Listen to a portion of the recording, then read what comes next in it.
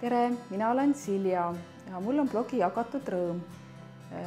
Nüüd hakkame valmistama prantsuse köögiviljahautist ratatouille, mida kõik teavad kindlasti samanimelise multika järgi. Ja see on selline äärmiselt maitsev suvine köögiviljatoit, aga saab teha ka sügisel, sest tänapäeval saab ju kõike ka sügisel kaubandusvõrgust kätte. Eriti hea on seda teha tomatitega, mis on suvised, eestimaised, maitsvad, mõnusad tomati maitse ja lõhnaga. Aga kui neid ei ole, siis võib kasutada ka tomatikonservi.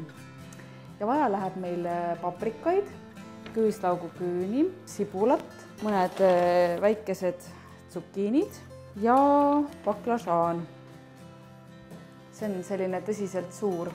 Kui on väiksemad, siis võib 2 tükki võtta. Kui me kasutame värskeid tomateid, siis tuleks need enne ratatouille lisamist ära koorida. Ja kõige lihtsam on seda teha nii, kui võtame siit kõigepealt välja südamikud ja lõikame siia sellise risti. Ja kui vesi on keema läinud, siis paneme need keeva vette kuskil 30 sekundiks kuni minutiks ja keevast veest tõstame need omakorda jääkülma vette, sest siis see lööb selle koore nii hästi lahti, et meil ei olegi praktiliselt vaja enam seda tomatit koorida. Vahepeal ma olen siin nüüd oliiviõli pannil üsna kuumaks lasknud ja hautame siin sibulaid natuke, et nagu ikka sibulat ei ole vaja pruunistada, vaid nii palju praadida, et ta läheb kergelt klaasjaks.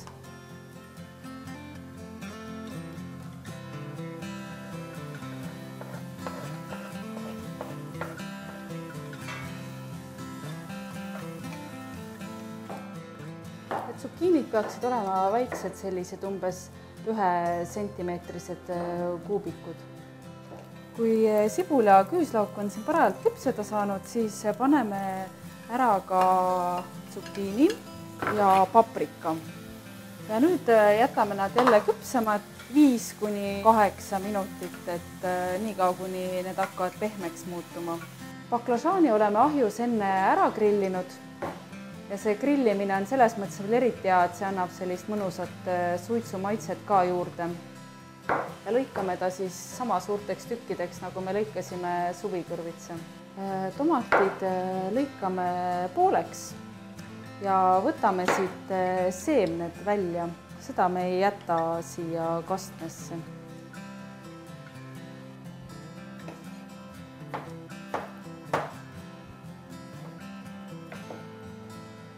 Suvikõrvits ja paprika on juba üsna pehmed. Nad on siin saanud nüüd üle 5 minuti olla ka, et lisame siis ahjus grillitud baklažaani. Ja lisame ka kooritud tomatitükid. Et haududa tahab nüüd vähemalt 20 minutit. Ja maitsestame me seda soola ja pipraga.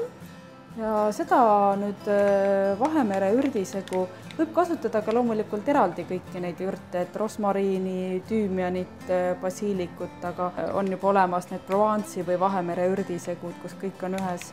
Ja seda siis selle koguse peale võib vabalt panna, ütleme, supilusikatäie küll. Ja jätame siis kogu selle segu siia niimoodi hauduma. Et 20 minutit läheb kindlasti, aga kui on neid nii palju ühe panni peal, võib minna isegi pool tundi või rohkem. Keerame kuumust vähemaks ja paneme kaane peale siia.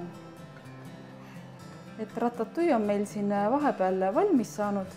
Nagu näha, kõik köögiviljad on küll pehmed, aga on säilitanud oma kuju ja värvi. Välja arvatud siis tomat, mis on selliseks mõnusaks kastmeks meile keenud siia. Seda võib siis süüa näiteks koos mõnusa saiaga või ka näiteks lisandiks liha juurde. Et meie nüüd istume ka lauda ja sööme ära.